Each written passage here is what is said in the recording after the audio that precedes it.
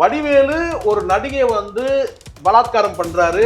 அவர் பண்ணது வந்து டார்ச்சர்ல வந்து பாத்தீங்கன்னா வந்து அந்த பெண் தற்கொலை பண்ணிக்கிட்டாங்கன்னு வச்சுங்க. நீங்க சொல்றதெல்லாம் வச்சு அவங்க லுலு சபாலெல்லாம் இருந்தாங்கன்றது எல்லாருக்கும் அளவுக்கு தெரியும். எனக்கு நான் அதெல்லாம் நான் சொல்லவே இல்லை. நான் சொல்ல வந்தது நான் கேட்டீங்கன்னா இன்னும் அசிங்கமா வந்து பைல்வான் சொன்ன மாதிரி நான் சொல்ல விரும்பல. நான் அதை வந்து பைல்வான் வந்து சாட்சியாகவே இருந்திருக்கிறாரு அந்த சம்பவத்துக்கு. அந்த பெண்ணை வந்து கதற இவர் வந்து பார்த்தீங்கன்னா வந்து சம்பவம் பண்ணி அவங்க வந்து பார்த்தீங்கன்னா மருத்துவமனையில் கொண்டு போய் சேர்க்கிற அளவுக்கு சம்பவம் பண்ணியிருக்கிறாரு. அந்த அளவுக்கு வந்து ஆண்மையை சோட்டி இருக்கிறாரு வடிவேலுன்றது சினிமா வட்டாரத்தில் எல்லாருக்கும் தெரியும். அந்த நாசருக்கும் தெரியும். வடிவேலு கூட கொஞ்சம் ஆம்பளையா செயல்படும். 10 பேர் யூடியூபர்னா யாரா சொன்னல கட்டாயமா சொல்லணும். இவெல்லாம் சொன்னல. இவங்கெல்லாம் பிரச்சனைக்குரியவங்க அடையாளப்படுத்தணும். 10 பேர் முன்னால முடியும்னா 5 பேர் சொல்லு. நீ அவ்வளோ அட்டகாசம் பண்ணியிருக்கிற ஒரு அப்பாவி பெண்ணை வந்து பார்த்தீங்கன்னா வந்து மரணத்துக்கு காரணம் சொல்லி வந்து தகவல் ஊர் முழுக்க இருக்கு. நீ இன்னமும் யோகிய மாதிரி வந்து பார்த்தீங்கன்னா வந்து யூடியூபர்கள்லாம் வந்து ஆப்பு வைக்கணும் பேசுற. நீ பேசிடலாமா? சம்பவம் பெருசானா நீதிமன்றம் வரைக்கும் போயிடும். அப்புறம் நடிகர் சங்கம் வந்து யூடியூபர்ல ரொம்ப டச் பண்ற மாதிரி இருக்கு. வடிவேல் மாதிரி ஆட்களுடைய பேச்சை கேட்டுக்கிட்டு அண்ணன் பேசுறாரு. நாங்க 4 பேர் பின் வழக்கு நாங்க நடவடிக்கை எடுத்துருக்கோம். யார் தெரியுமா அந்த 4 பேர்? யார் சொல்லுங்க? காந்தராஜ், தமிழா பாண்டியன், பைல்வான் ரங்கநாதன். ஓரளவுக்காவது கொஞ்சம் அச்சத்தோட வந்து பார்த்தீங்கன்னா ஒரு ஒழுக்கமா இருக்கிறாங்க. அது பைல்வான். 4வது ஆள் நான் அடியர். எனக்கு ரொம்ப வருத்தம். என்ன 4வது ஆளா தள்ளிட்டாங்களே. அந்த நாசர் வந்து பார்த்தீங்கன்னா 2 முதலியார் மேல நடவடிக்கை எடுத்தார். 2 முதலியார் யாருன்னு கேட்டீங்கன்னா ஒன்னு காந்தராஜ், ஒன்னு நான். 2 நாடார்கள் மீது நடவடிக்கை. ஒன்னு தமிழா பாண்டியன், பைல்வான். பாயறதெல்லாம் அப்படிதானே எங்க மேல பாஞ்சிட்டீங்க. ரைட்டா? சரி. நான் கேட்கிறேன், பீலா பிஸ்மி யாரு? பிஸ்மி ஒரு உங்களுக்கு தெரியும் ஒரு இஸ்லாமியர். அண்ணன் நாசர் யாரு? இஸ்லாமியர். அதுக்காக நீங்க விட்டுட்டீங்கன்னு சொல்ல முடியுமா? சொல்லலாமா? அதோட பெரிய தப்பு சார். அதோட பெரிய கொடுமை. அப்ப உங்ககிட்ட நியாயம் இல்லைன்னு அர்த்தம். ஏன் அந்த கரிசனை வந்து பார்த்தீங்கன்னா காந்தராஜ் மீது பாய முடியுது, தமிழா பாண்டி மீது பாய முடியுது, சேகரம் மீது பாய முடியுது, பைல்வான் மீது பாய முடியுது, ஏன் வந்து பிஸ்மி மேல பாயல நாசர்? இப்படிப்பட்ட நபருக்கு வந்து வாய்ப்பு கொடுத்து நடிக்க வைத்தால் எதிர்மறை விமர்சனம் செய்பவர்கள் செய்யாமல் இருப்பார்கள் என்று நினைத்து கூட அந்த வாய்ப்பை கொடுத்துடலாம் என்பது என் கருத்துன்றான். இது எப்படி இருக்கு? அதாவது அவர் எதிர்மறை விமர்சனம் பண்றது வந்து நான் நடிச்சதுனால அவர் பண்ணலையாமா. நான் என்ன சொன்னேன், அந்த பயம் இருக்குல்ல.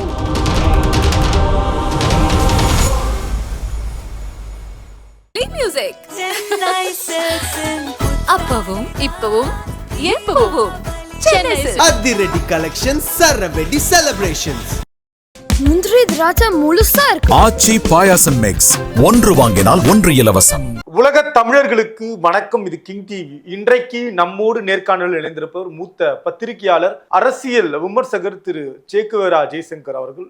சார் வணக்கம். வணக்கம். அரசியல் விமர்சகராக பார்த்தவங்கள சக்தி திருமகன் திரைப்படம் மூலமா நாங்க ஒரு ஸ்கிரீன்ல ஒரு கதாபாத்திரமாக பார்த்தோம் சார். இது வந்து கதையாகவும் தாண்டி இந்த கதாபாத்திர தேர்வு, கதை மீது இருக்கக்கூடிய விமர்சனத்தை நீங்க எப்படி சார் பாக்குறீங்க?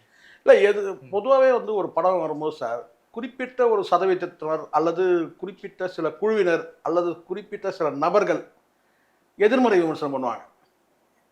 ஆனால் இந்த படத்துக்கு வந்து பார்த்தீங்கன்னா 100% வந்து பார்த்தீங்கன்னா எல்லாருமே வந்து பாசிட்டிவாக விமர்சனம் பண்ணுறாங்க. படம் நல்லா இருக்கு, படம் நல்லா இருக்கு. எனக்கு வந்து என்னன்னா, விஜயாண்டி சார் படத்தில் நம்ம நடிக்கிறோம், நல்ல மனிதர் படத்தில் நடிக்கிறோம். அதுக்கப்புறம் அங்கே படத்தில் போய் ஷூட்டிங் ஸ்பாட்டை பார்க்கும்போது பார்த்தீங்கன்னா நல்ல மனிதராகவும் இருந்தார் இயக்குனர்.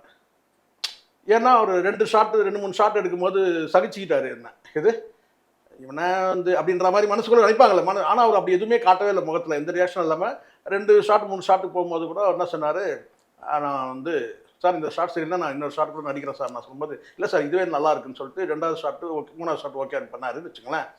ஒரு சின்ன காட்சி தான் அது. கொஞ்சம் நான் கஷ்டம் கொடுத்துட்டோம் ஒரு வேலை அப்படின்னு நான் ஃபீல் பண்ணேன் உண்மையிலே. ஸோ நீங்கள் கேட்டதுக்கு ரிவ்யூ வந்து அதனால தான் எல்லாமே பாசிட்டிவ் ரிவ்யூ கொடுத்தது கேட்டினா 100% வந்து பாசிட்டிவ் ரிவ்யூ எல்லாருமே வந்து பாசிட்டிவாக கொடுத்துருக்காங்க. நீங்கள் இருக்கனால நெகட்டிவாக பேச முடியாதுன்றது அப்படிலாம் கிடையாது. அது ஒரு சில பேர் சொல்கிறாங்க. இந்த பீலா பிஸ்மின்னு ஒருத்தர் இருக்கான்ல, அவனா சொல்கிறான்னு கேட்டிங்கன்னா வந்து இந்த வடிவேல் சமாச்சாரம் இருக்குல்ல, வடிவேல் கிளப்பி விட்ட அந்த புயல் இருக்குல்ல, வைகை புயல் வந்து பார்த்தீங்கன்னா இங்கே சினிமாவில் ஒரு புயலை கிளப்பி விட்டாரு.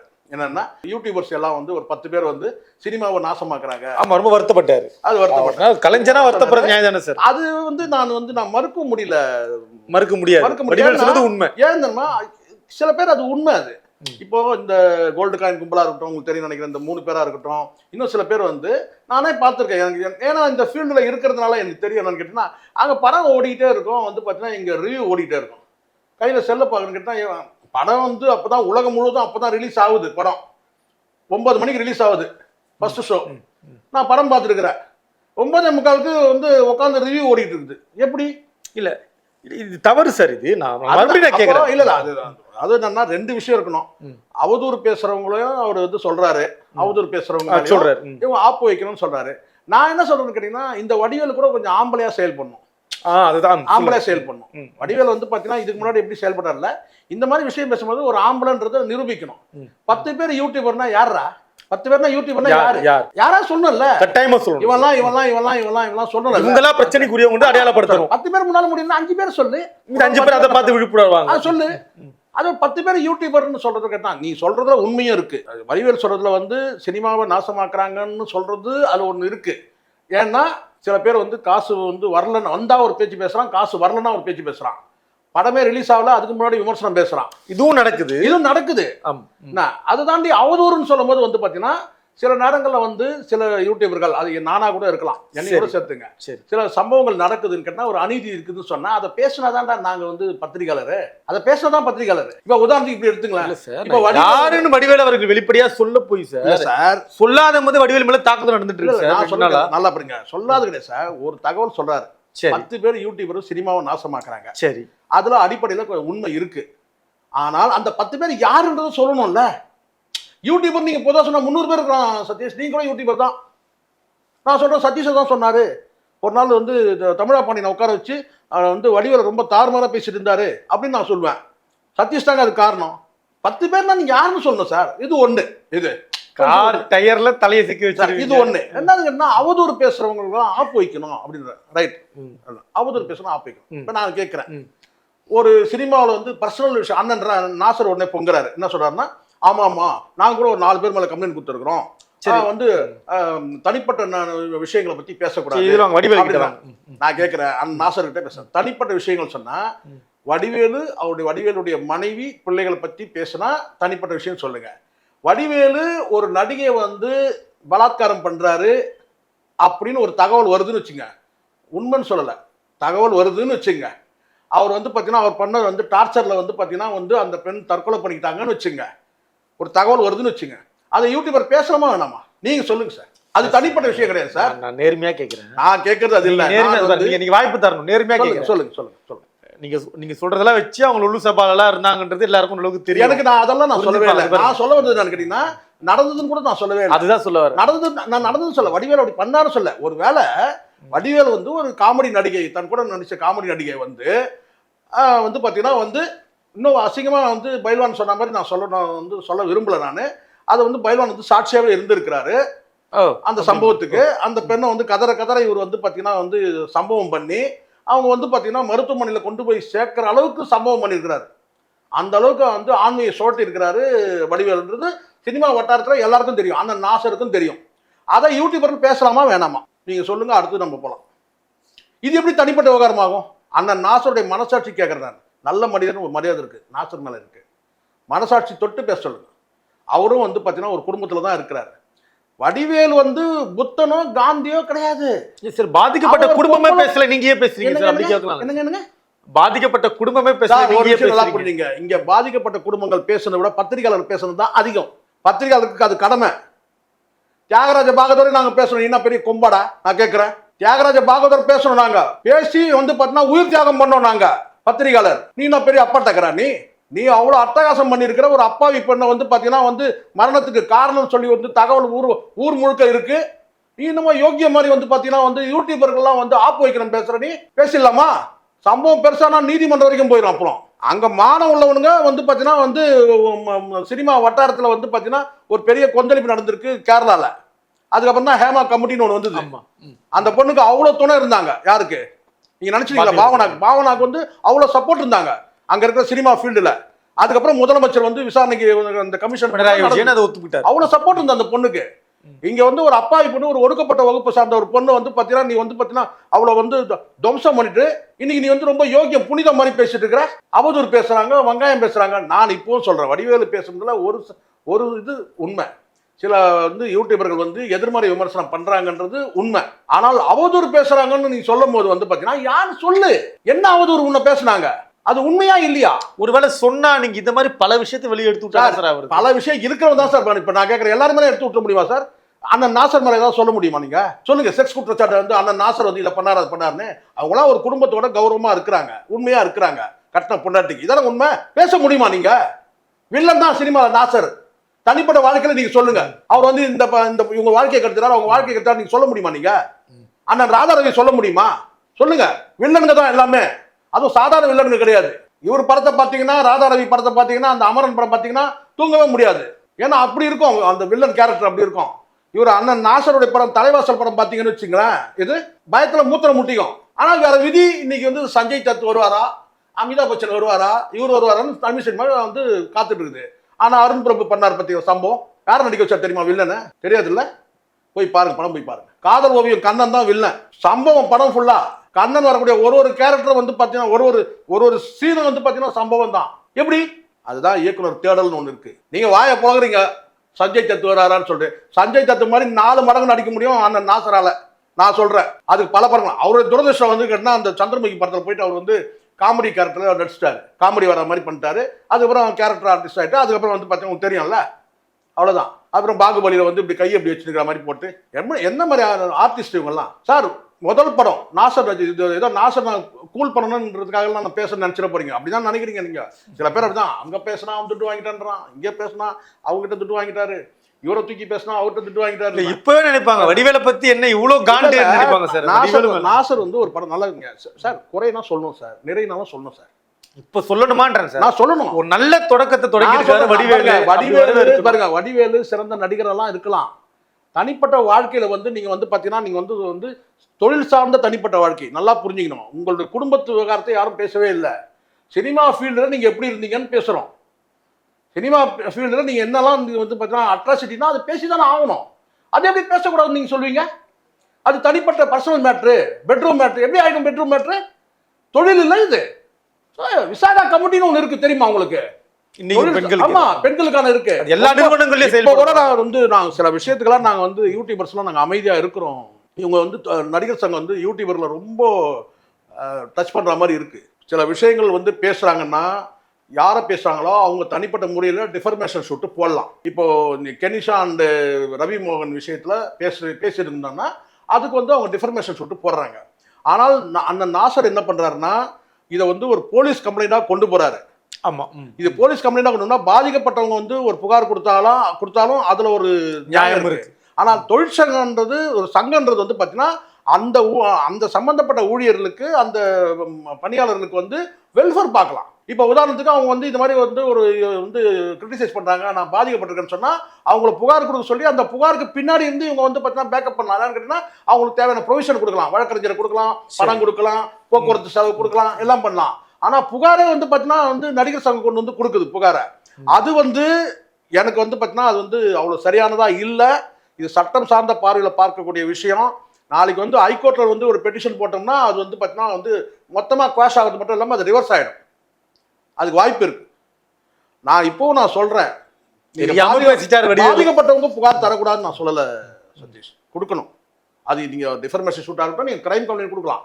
ஆனா சங்கம் வந்து பார்த்தீங்கன்னா வந்து யூடியூபர்ல வந்து அச்சுறுத்தல் நடவடிக்கையில் ஈடுபடுது நடிகர் சங்கம்.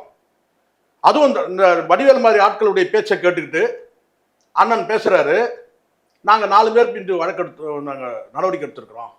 யார் தெரியுமா அந்த 4 பேர்? யார் சொல்லுங்க? யார் சார்? காந்தராஜ், தமிழா பாண்டியன், பைல்வான் ரங்கநாதன். பைல்வான் ரங்கநாதன் தான் அந்த சினிமா ஓரளவுக்கு ஒழுக்கமா இருக்குதுன்னா அந்த பைல்வான் ரங்கநாதனால தான் நான் போல்டா நான் சொல்லுவேன். யார் வேணா என்ன வேணா சொல்லிட்டோம். ஓரளவுக்காவது கொஞ்சம் அச்சத்தோட வந்து பார்த்தீங்கன்னா ஒரு ஒழுக்கமா இருக்கிறாங்க. அது பைல்வான். 4வது ஆள் நான் அடியேன். எனக்கு ரொம்ப வருத்தம் என்ன 4வது ஆளா தள்ளிட்டாங்களேன்ட்டு. நான் கேட்கிறேன், அந்த நாசரை கேட்கிறேன், மனசாட்சி நெஞ்சில கை வச்சுக்கணும். மனசாட்சியோட நான் கேட்கிறேன். கேளுங்க, அந்த நாசரை கேளுங்க. அந்த நாசரை வந்து நெஞ்சில கை வச்சுக்கிட்டோம். சரி, நெஞ்சில கை வச்சுட்டோம். ஒரே கேள்விதான் நான் கேட்கிறேன். பாசத்தோட கேட்கிறேன், அன்போட கேட்கிறேன், உரிமையோட கேட்கிறேன், கோபத்தோட கேட்கிறேன், ஆவேசத்தோட கேட்கிறேன், மானத்தோட கேட்கிறேன். ஒரு கேள்வி அண்ணன் பதில் சொல்லிட்டோம். இந்த பீலா பிஸ்மி இருக்காங்க, எவ்வளவு நடிகைகளை என்னென்னலாம் பேசிருக்கோம். த்ரீஷாவுக்கு வீடு வாங்கி கொடுத்தது விஜய், பேசனா இல்லையா? அண்ணனுக்கு தெரியுமா தெரியாதா? தெரியும். அண்ணன் நாசருக்கு தெரியுமா தெரியாதா? யோகி பாபு குப்பைன்னு பேசுறது யார்? இதே பீலா பிஸ்மி தான் குப்பை. இந்த 3 பேருமே சேர்ந்து பேசுனாங்க. அதுல பீலா பிஸ்மி தான் குப்பை குப்பை. அதுக்கு பிறகு வந்து பாத்தீங்கன்னா சூப்பர் ஸ்டாரே இல்லைன்னு சொல்லி டீக்ரேட் பண்ணி பேசுறது, படங்களை வந்து பாத்தீங்கன்னா அடிச்சு பேசுறது, என்ன எவ்வளவோ இருக்கு. எவ்வளோ வந்து பாத்தீங்கன்னா தனிப்பட்ட விவகாரங்கள் எடுத்து பேசுற நபர் தான். இதே நான் சொல்றேன் கேட்டீங்கன்னா வந்து மழை பிடிக்காத மனிதன் ஒரு படம். அந்த படத்துக்கு பின்னாடி எவ்வளவு பேரோட உழைப்பு இருக்கும் சார். நீங்க ஒரு லைன்ல முடிக்கலாம். யாரு பீலா பிஸ்மி என்ன சொல்றேன்னா, அது விமர்சனம் ஏதோ பண்ண போறாங்க. நான் கூட ஆவலா இருந்தேன், ஏதோ விமர்சனம் பண்ண போறாங்க. நான் சொல்றேன், என்னை பொறுத்தவரையில் மழை பிடிக்காத மனிதன் படத்தில் விஜய் ஆண்டனி நடிக்காமல் வேற யாராவது நடித்திருந்தால் அந்த படம் வந்து வெற்றிகரமாக ஓடி இருக்கும் என்பது என்னுடைய கருத்து. இதுவாடா விமர்சனம், இதுவா விமர்சனம்? நீங்க யோசிச்சு பாருங்க. ஏதாவது வந்து பாத்தீங்கன்னா அந்த படத்தை பத்தி சொல்லி இது பத்தி ஏதாவது காட்சி சரியில்லை, அந்த காட்சி மாற்றி அமைச்சு. அப்போ உனக்கு என்னன்னா விஜய் ஆண்டனி உனக்கு பிடிக்கல. இப்ப இவன் என்ன நினைக்கிறான்னா, இப்ப நான் அண்ணன் கிட்ட முடிச்சிடறேன். அண்ணன் நாசர் வந்து கேட்டான். இப்ப நான் கேட்கிறேன், அண்ணன் நாசர் வந்து பாத்தீங்கன்னா 2 முதலியாருக்கு மேல நடவடிக்கை எடுத்துட்டாரு. 2 முதலியார் யாருன்னு கேட்டீங்கன்னா, ஒன்னு காந்தராஜ், ஒன்னு நான். 2 நாடார்கள் மீது நடவடிக்கை. ஒன்னு தமிழா பாண்டியன், பைல்வான். பாயறதுலாம் அப்படிதானே, எங்க மேல பாஞ்சிட்டீங்க, ரைட்டா? சரி. நான் கேட்கிறேன், பீலா பிஸ்மி யாரு? பிஸ்மி ஒரு உங்களுக்கு தெரியும், ஒரு இஸ்லாமியர். அண்ணன் நாசர் யாரு? இஸ்லாமியர். அதுக்காக நீங்க விட்டுட்டீங்கன்னு சொல்ல முடியுமா? சொல்லலாமா? இது அதோட பெரிய தப்பு சார், அதோட பெரிய கொடுமை. அப்ப உங்ககிட்ட நியாயம் இல்லைன்னு அர்த்தம். ஏன் அந்த கரிசனை வந்து பார்த்தீங்கன்னா காந்தராஜ் மீது பாய முடியுது, தமிழா பாண்டியன் மீது பாய முடியுது, சேகரம் மீது பாய முடியுது, பைல்வான் மீது பாய முடியுது, ஏன் வந்து பிஸ்மி மேல பாயல நாசர்? பேச்சு பாருங்க. அண்ணனோட உரிமையோட கேட்கிறேன் நானு. இதுக்கு பதில் வந்து அவர் மனசாட்சியை விட்டுறேன். இப்ப நீ இப்படி வந்துருங்க. இப்ப இவனுக்கு என்ன பிரச்சனைனா, இப்ப வந்து சக்தி திருமகன் வந்துடும். இவனுக்கு என்ன பிரச்சனைனா, யார் பீலா பிஸ்மிக்கு என்னன்னா ஒரு வார்த்தை சொல்றான். என்ன சொல்றான்னா, எப்படி பாருங்க, அவன் கற்பனை பாருங்க எப்படி இருக்கு. விஜய் ஆண்டனி வந்து ஒருத்தருக்கு வாய்ப்பு கொடுத்திருக்கிறாரு. அவர் வந்து நடிகர் நடிகைகளை அவ்வளவு கேவலமாக பேசக்கூடியவர். ஏன்னா இவர் நல்லா பேசுறாராமா. யாரு? விஜய்க்கு வீடு வாங்கி, தீஷாக்கு வீடு வாங்கி கொடுத்ததெல்லாம் உள்ள பூந்து வந்தார்ல அப்படின்னா. அப்படி வந்து என்ன வந்து சினிமா நடிகைகளையும் நடிகர்களையும் அவ்வளோ கேவலமாக பேசக்கூடிய ஒருத்தருக்கு வந்து, மோசமாக பேசக்கூடிய ஒருவருக்கு வந்து அவர் வந்து சக்தி திருமகன் படத்தில் வந்து அவர் வாய்ப்பு கொடுத்துருக்காரு. ஒருவேளை வந்து இப்படிப்பட்ட நபருக்கு வந்து வாய்ப்பு கொடுத்து நடிக்க வைத்தால் எதிர்மறை விமர்சனம் செய்பவர்கள் செய்யாமல் இருப்பார்கள் என்று நினைத்து கூட அந்த வாய்ப்பை கொடுத்துருக்கலாம் என்பது என் கருத்துன்றான். இது எப்படி இருக்கு? அதாவது அவர் எதிர்மறை விமர்சனம் பண்றது வந்து நான் நடிச்சதுனால அவர் பண்ணலையாமா. நான் என்ன சொல்றேன், அந்த பயம் இருக்குல்ல உனக்கு, எது அந்த பயம் இருக்குல்ல, சக்தி திருமகன் படத்தை நம்ம தொட வேணாம். அவன் சொல்லியிருப்பான் முதல்ல. என்னங்க அந்த 3 பேர் உட்கார்ந்து இருக்கும்போது, என்னங்க அந்த படத்தை எதிர்மறை விமர்சனம் தான் வேணாம், அதில் வேற அவன் நடிக்கிறான். யாரு? அவன் வேற ஒரு சீன் வரான். அதுல இது நம்ம அதை எதுவும் பேச வேணாம், நம்ம அப்படியே கடந்து போயிடலாம். டேய் நீ இல்ல, யாருமே வந்து பாத்தீங்கன்னா அந்த படத்தை எதிர்மறை விமர்சனம் பண்ண முடியாது சார். ஏன்னா படம் முழுக்க சம்பவம். யாரும் எதிர்மறை விமர்சனம் பண்ணவே முடியாது. இப்பதான் லேட்டஸ்டா கொஞ்சம் நாள் கடற்கதான் இப்ப பத்தி எரியுது. சக்தி திருமகன் வந்து அது உள்ள இருக்கிற கண்டென்ட் வந்து எரிய ஆரம்பிச்சிருக்கு. நீ வந்து பேசவே முடியாது, நீங்க எதிர்மறை விமர்சனம் பண்ணவே முடியாது. நீ நான் நடிச்சாலும் சரி. ஆனா நான் சந்தோஷப்படுறேன், அந்த பயம் இருக்குல்ல உனக்கு. இது இந்த படத்துல சேகரா இருக்கிறான், எதிர்மறை விமர்சனம் பண்ண வேணாம். பண்ணா ஏற்கனவே சாதாரணமே கழுவி ஊற்றுவான். இது ஏற்கனவே நம்மளை அவன் தான் வந்து எக்ஸ்போஸ் பண்ணுகிறான். இது நம்ம 3 பேரையும் மறுபடியும் அவனை வேற நம்ம ஏதாவது பேசி அந்த படத்தை பத்தி பேசி அவன் எனக்காக தான் பேசுறானுங்கன்னு சொல்லி நினைச்சு மறுபடியும் நம்மள ஏதாவது வந்து ரொம்ப தூக்கி கழுவி ஊத்திர போறான்னு சொல்லிட்டு ஒதுங்கி போறீங்க. அவ்வளவுதான். சரிங்க சார். நான் சொல்றேன், நான் நடிச்சதுனாலயோ கிடையாது, படம் வந்து பாத்தீங்கன்னா கருத்தியல் ரீதியா முதல் வெற்றி, கமர்ஷியலாவும் வெற்றியை நோக்கி நகருது, வேகமா நகருது. படம் மாதிரியே சொல்லுவாங்க, லேட் பிக்கப்னு சொல்லுவாங்களே, அது நான் ஆரம்பத்தே பிக்கப் பண்ணுறது. இப்போ வந்து பார்த்தீங்கன்னா வந்து படம் வந்து 4 நாள் வந்து சுய விமர்சனம் சொல்லுவாங்க. இந்த படம் பார்க்க முடியாது அலுவலகத்தில் 100% வந்து நேர்மறை விமர்சனம் தான். சரி, படம் பார்த்துட்டு வர பண்ணக்கூடிய அந்த விமர்சனம் மூலமா படம் வந்து வேகம் எடுக்குது. சரிங்க, தொடர்ந்து பேசலாம். நன்றி. அப்பவும் இப்பவும் எப்பவும் அதிரடி கலெக்ஷன்ஸ், சரவெடி செலிப்ரேஷன்ஸ். முந்திரி திராட்சை முழுசா இருக்கு. ஆச்சி பாயாசம் மிக்ஸ், 1 வாங்கினால் 1 இலவசம்.